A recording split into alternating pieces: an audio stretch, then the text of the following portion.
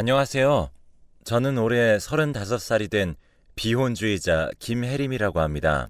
여기 라디오를 듣다 보니 제 또래도 많고 저보다 어린 친구들도 듣는 것 같더라고요. 그래서 정말 많이 고민을 하다가 결혼에 대해선 더 신중하고 조심하라는 이야기를 전하고 싶어 이렇게 사연을 남깁니다. 저도 처음부터 비혼주의자는 아니었어요. 그럴 만한 계기가 있었죠. 지금부터 그 이야기를 해보려고 합니다. 제가 이렇게 이야기하면 주변 사람들한테 연락이 많이 올 것 같긴 한데, 그래도 제 이야기로 누군가가 결혼을 놓고 고민하던 중이라면 조금이라도 도움이 될 것 같아 이렇게 용기를 한번 내봅니다. 일단 저희 집은 너무너무 가난했어요. 바닷가 근처에서 살았던 터라 그 초등학교 시절에도 새벽 3시, 4시 이때쯤 일어나 새우 껍질을 까는 일을 했었습니다. 그래서 그런지 지금 이 나이 먹도록 새우 근처에는 손도 안 갑니다. 질리도록 먹어본 것도 아닌데 그 비릿한 냄새 아시나요? 워낙 많이 만지다 보니 새우 비린내가 손 곳곳에 배어들었었죠. 그래서 그랬던 건지 저는 이날 이때까지 억척스럽게 돈을 모았습니다. 고등학교를 졸업하던 날 그래도 제가 집안의 장녀였기에 대학이라도 보내주지 않을까 기대를 했었는데 그럴 여유가 없다며 제 손을 잡고 미안해하셨죠.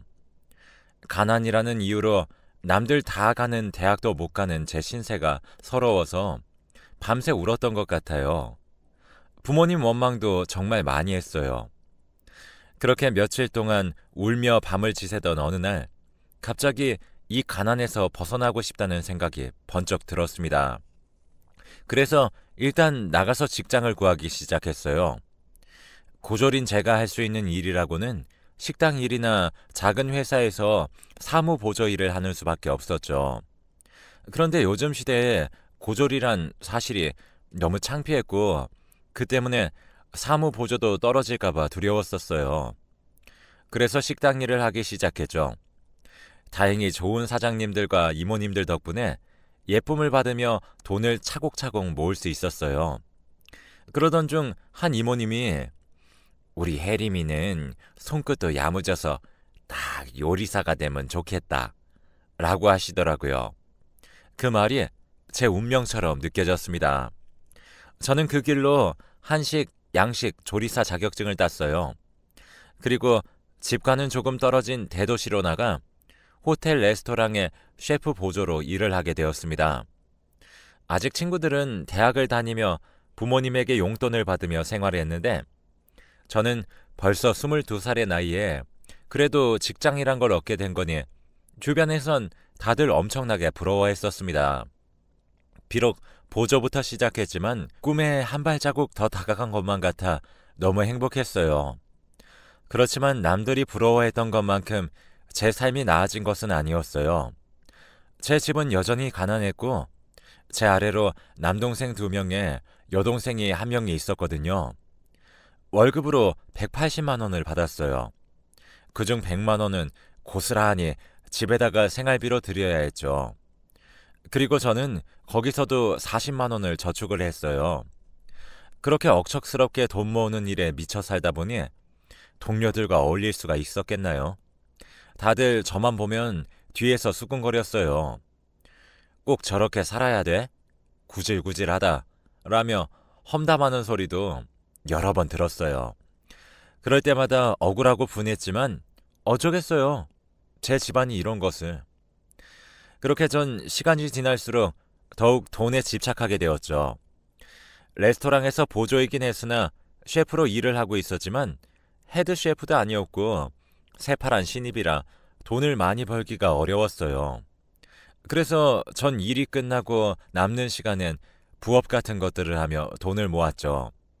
생각보다 그런 여러 부업들이 꽤나 쏠쏠해서 매달 100만 원씩 저축하게 될 수 있었죠. 그렇게 저는 돈을 모으는 재미로만 살아왔어요. 그렇게 8년 정도 일하고 나니 제 수중에 1억이라는 거금을 모을 수 있었어요. 그동안 8년의 경력이 있다 보니 월급도 꽤나 많이 올랐고요. 제 동생들도 다들 졸업하고 자신의 직장에 자리 잡으니 생활비도 보낼 필요가 없었죠. 그러다 보니 저도 좀 여유로워지기 시작하더라고요. 그런데도 그 짠순이 습관이 어디 가겠나요? 이미 근검절약은 저와 한 몸이 된 지 오래였고 주변 친구들도 저더러 야, 이제 그만 좀 긁어모아. 너도 좋은 옷 좀 입고 연애도 좀 하고 그래. 라며 핀잔을 주기도 했어요. 그도 그럴 게 저도 벌써 28살이더라고요. 그런데 저는 친구들처럼 돈을 펑펑 쓰면서 살고 싶진 않았어요. 내 삶은 내 거라고는 하지만 돈이 없으면 그 삶이 어디 행복한 삶이겠어요? 죽느니만 못하죠. 그래서 돈도 모으지도 않고 펑펑 쓰며 다니는 친구들을 보면 부럽다는 생각보다는 저러다 언젠가 돈 때문에 호되게 당할 거다 라는 생각부터 했었어요. 그런데 그랬던 친구들이 하나둘 결혼을 하고 남편도 잘 만나 여전히 호의호식하는 친구들도 보니 여태껏 나는 뭐하고 살았나 뭔가 조금 마음 한켠이 씁쓸해지더라고요. 친구들이 저한테 핀잔을 줄 때마다 오히려 저는 큰 소리 쳤었거든요. 돈 못 모아서 시집 못 갔다고 질질 짜지나 말어. 라며 오히려 더 자신만만해 했었는데 의사인 남편 만나 가는 친구들도 보고 사업으로 대박이 난 집안에 정말 못 만들고 시집을 가는 친구들을 보니 갑자기 허무해지더라고요. 그런 생각들이 꼬리에 꼬리를 물다 보니 저도 이렇게 혼자서 버티며 살 게 아니라 누군가에 의지하며 살고 싶다라는 생각도 들었어요. 그러던 중 친구 한 명이 저에게 자신의 남편 친구 중에 저랑 진짜 똑같이 사는 의사 친구가 있다고 하는 겁니다. 갑자기 동공이 확장되면서 심장이 벌렁벌렁 거리는 느낌이었습니다.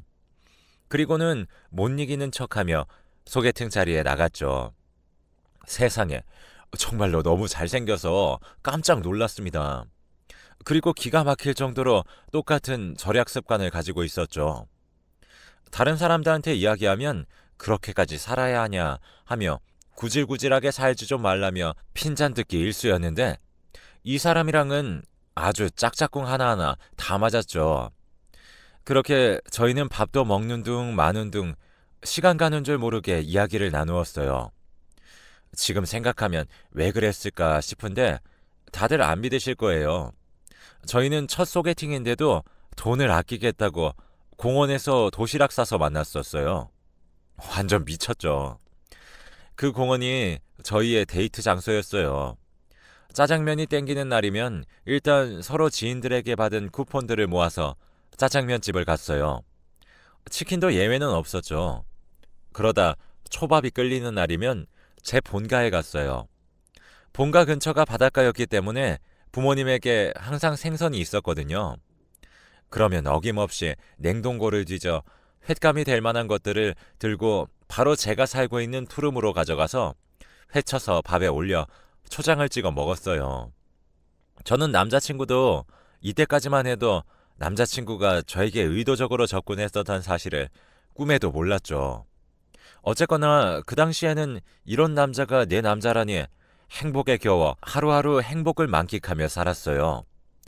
그렇게 저희는 아끼고 아끼며 데이트를 했었고 1년이 되던 어느 날 남자친구의 청혼으로 결혼을 하게 되었습니다. 저희는 결혼식 하는 돈도 아까워 바로 같이 살게 되었어요. 그리고 다들 저에게 결혼 반지에 대해 물어보던데 저한테 결혼 반지는 그냥 동그란 금빛 나는 쇠덩어리랑 똑같아 보였고 그런 것도 상술이라 생각하며 살아왔던지라 결혼 반지를 맞추진 않았죠. 그리고 혼인신고는 남편이 정리할 재산 문제가 있어서 일단 천천히 하자고 했었고 저도 여태 모은 것들을 좀 정리할 시간이 필요하기도 해서 일단 남자친구가 살던 아파트로 들어가게 되었었어요. 근데 세상에 그렇게 저에게 현대판 자린고비라고 자랑하더니 글쎄 남자친구의 아파트는 50평은 넘어 보이는 거의 호화저택 같은 아파트였어요. 그동안은 남자친구도 저 같은 투룸에서나 살겠거니 했었고 무슨 이유에선지 절대 저를 집으로 초대해주질 않아서 서운하던 차였는데 입이 떡 벌어지더라고요. 무슨 드라마 세트장 같은 집이었습니다. 저는 너무 놀라 어떻게 된 거냐고 물으니 사실 자기의 돈만 보고 여자들이 접근해대는 통에 지긋지긋해서 자린고비인 척을 했던 거였다고 하더라고요. 정말 자신만 봐주는 여자가 나타나면 행복하게 살려고 억척스럽게 돈을 모았고 이 집을 사게 된 거라고 하더군요. 그런데 신혼집을 들어와서 보니 이상한 점이 한두 군데가 아니었습니다. 뭐랄까요? 둘이 사는 집이라기엔 여러 사람이 같이 사는 듯한 느낌이 든다고 해야 할까요? 집안의 물건들이 수시로 위치가 바뀌기도 했고 없던 물건이 생기기도 하고 있었던 물건이 없어지기도 하고 그리고 가끔 퇴근 후 집에 들어오면 뭔지 모르게 집이 올 때마다 낯설게 느껴지는 이질감 같은 느낌이 들었어요. 그러던 어느 날 퇴근하고 들어오는 남편은 한숨을 너무 깊게 쉬더라고요. 무슨 일이냐, 왜 그러냐 물어봤더니 지금 병원을 전세로 운영하고 있었는데 주인 부부가 오더니 말도 안 되는 금액을 부르며 전세금을 올려달라고 했다더군요. 그래서 어느 정도 불렀냐니까 2억을 더 불렀다고 하더라고요. 마침 제가 이때까지 모은 액수가 딱 2억이었습니다. 저는 기가 막혀서 요새 누가 그렇게 전세를 올리냐니까 자신이 있는 곳이 재개발이 된다는 소문이 심상치 않게 돌고 있는데 그래서 그런 것 같다며 미치겠다며 우는 소리를 하더라고요. 한시가 급해 보여 어차피 결혼을 했으니 제가 모은 재산을 정리해 남편에게 모두 주기로 결심했어요. 남편은 그런 제 결정에 너무 고맙다고 정말 아껴주며 잘 모시며 살겠다고 아이처럼 기뻐하더군요. 그런데 남편이 이왕 전세금도 올려서 드려야 되는데 이왕 이렇게 된 거 정말 뼈 빠지게 고생 한번 해보겠다고 열심히 돈을 벌어보겠다고 하더라고요. 그래서 주말마다 공부를 해야 될 것 같다고 했어요. 전 당연히 신혼을 즐기는 시기니까 알콩달콩 보낼 수 있겠다 했는데 남편은 공부하는데 제가 있으면 집중이 너무 되지 않는다고 말을 하며 친정으로 보내더라고요. 너무 서운했지만 뭐 어쩔 도리가 있나요. 남편의 미래를 위한 것이니 전 군말 없이 친정으로 갔어요. 그렇게 우리는 결혼 생활을 시작했습니다. 그런데 어느 주말 친정에 와서 곰곰이 생각을 했어요. 그런데 이상해도 너무 이상했어요. 시간이 지날수록 남편에게 수상한 점이 너무 많이 생긴 거였어요.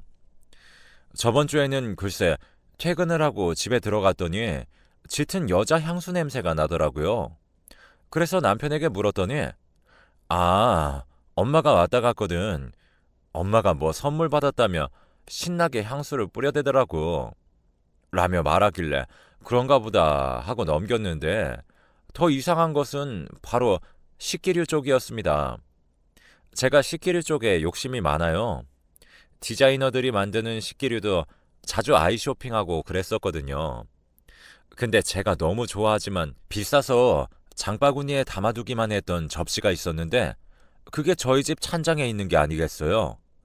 원래 남자들은 식기류에 관심이 없어서 바뀐 것도 모르잖아요. 제 남편이 그런 사람이었는데 100만 원짜리나 되는 이 플레이팅 접시를 샀을 리가 없다고 생각했죠. 기가 차더라고요.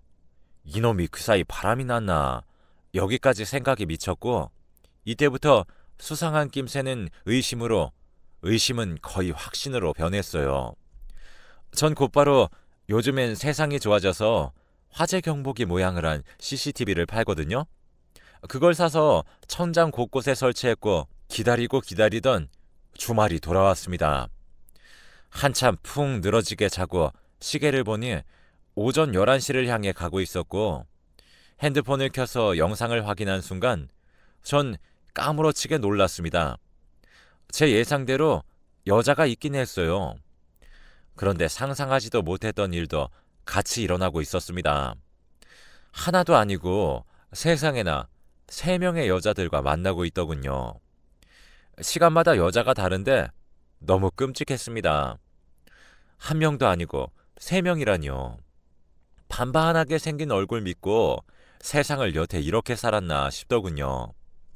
그날은 손이 너무 벌벌 떨려 운전을 할 수가 없겠더라고요. 그래서 일요일 아침 비장한 마음으로 집으로 갔습니다. 그런데 혹시나 하고 몰래 카메라를 켜보니 이번엔 뉴페이스의 여성이 보이는 게 아니겠어요.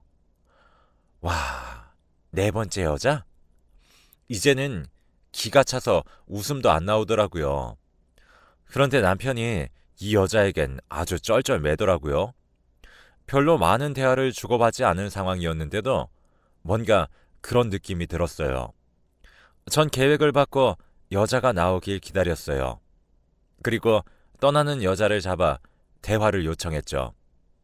이 여자분과 이야기를 하고 나니 남편의 실체는 상상 그 이상이었습니다. 이 여자분과 저희 남편은 서울 쪽 의대 동기였었는데 그때 당시 남편은 정말 유명했다고 합니다. 카사노바도 그런 카사노바가 없었다고 해요. 잘생긴 얼굴 하나 믿고 여자들을 함부로 대하고 쉽게 만나고 다니는 유명한 사람이라고 했죠.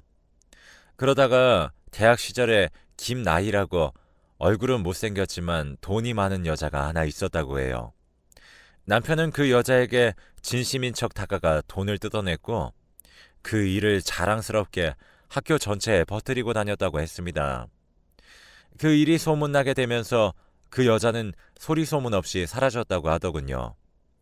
그렇게 학교에는 나이가 철수 때문에 극단적인 선택을 했네 어쩌네 하며 나쁜 놈이 되었고 그 뒤로는 조용히 대학을 졸업하고 난 뒤에 어디 지방으로 갔다는 소문만 있었다고 했어요.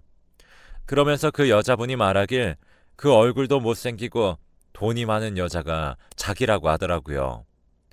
얼굴을 다 뜯어고치고 과거의 복수를 위해 철수 씨를 찾고 찾아 복수하려고 나타났다고 하더라고요. 물론 이름도 지민이라고 속여가며 말이죠.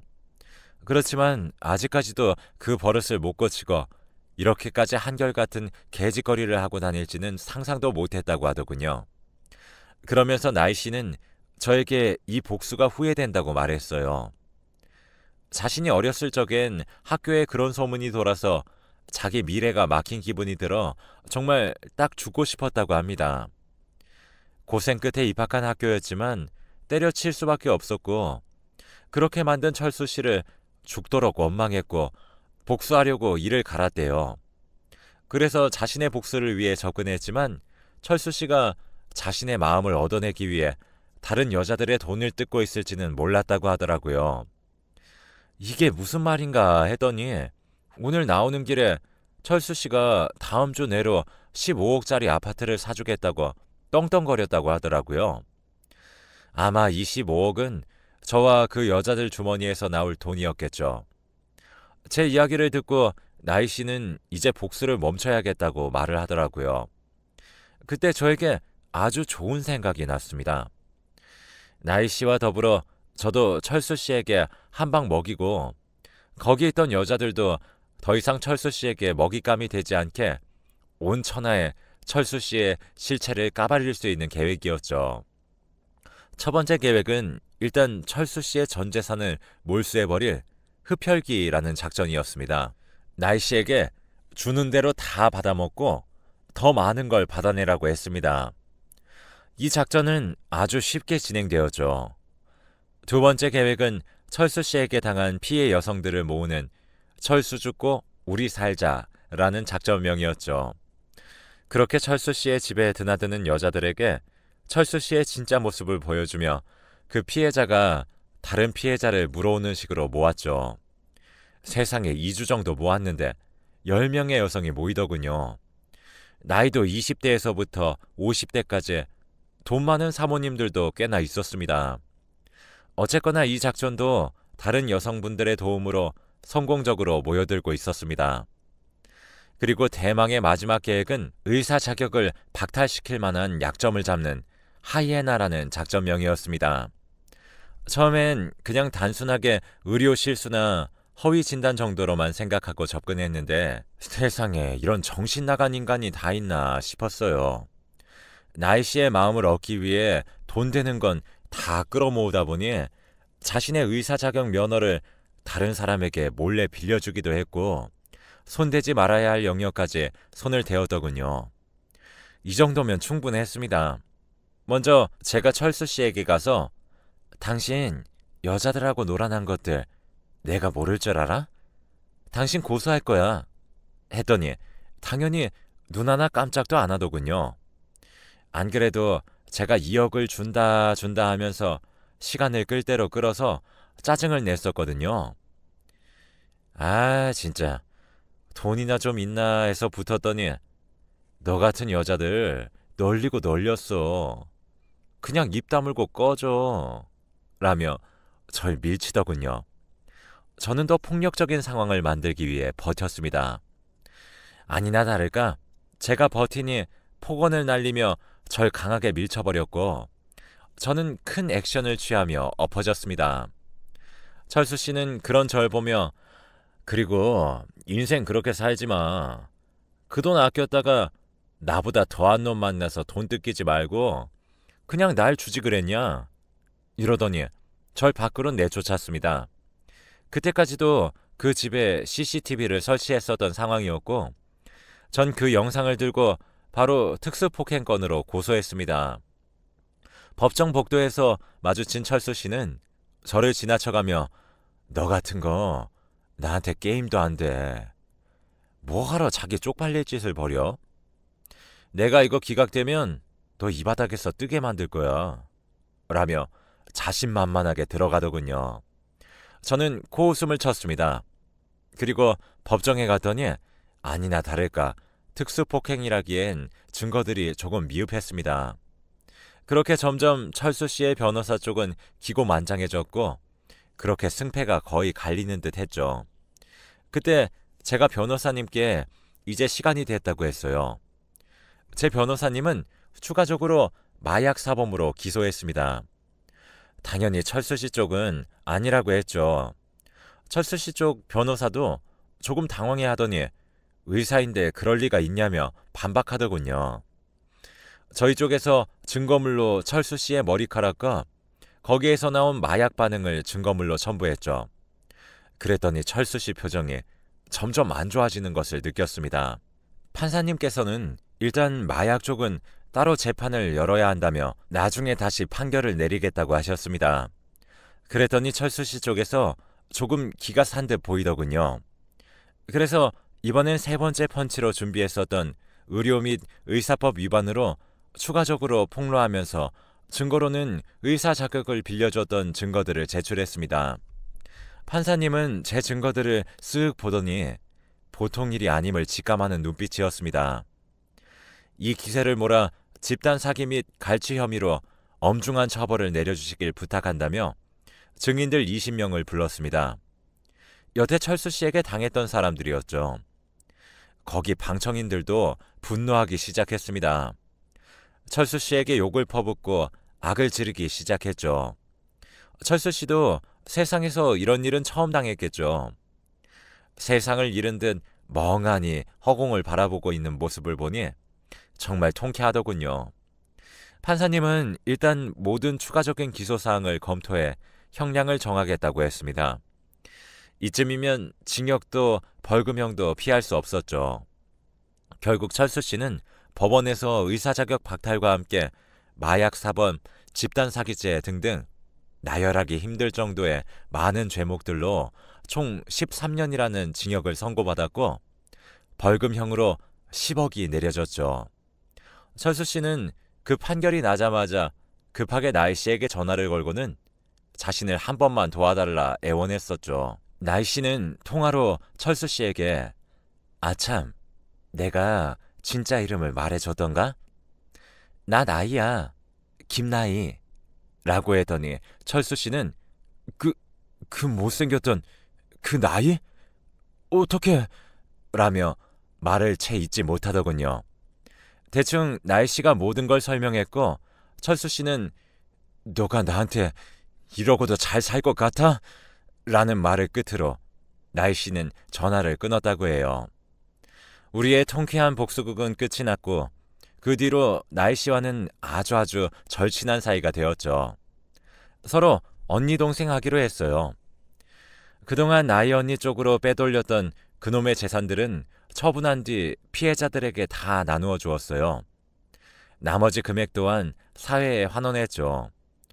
조금 돈 욕심이 날 뻔했지만 어차피 제 돈도 아니었으니 욕심내진 않았습니다.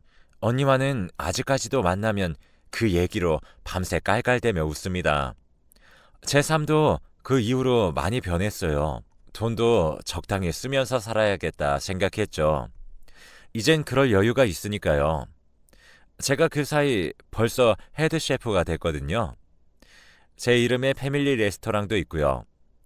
이제는 더 열심히 살아서 사업을 더 키워보려고 해요. 이렇게 승승장구하고 있는 절 보고는 지인들은 하나같이 이제 좋은 남자만 만나면 되겠다고 하는데 저는 절대로 그럴 생각이 없어요. 그냥 지금 제 삶에 너무 만족하거든요. 아무튼 이 사연을 들으시는 분들 중 결혼을 앞두고 있거나 결혼을 생각하고 있는 분들이 있다면 정말 더 신중하게 고민하시면서 상대를 알아갔으면 좋겠습니다. 저처럼 너무 한 면만 바라보고 결정하지 말고 주변에 여러 사람들의 말도 들어보면서 저 같은 실수를 반복하지 않길 바랄게요. 꼭 행복한 결혼 생활, 연애 생활 하시길 바랄게요.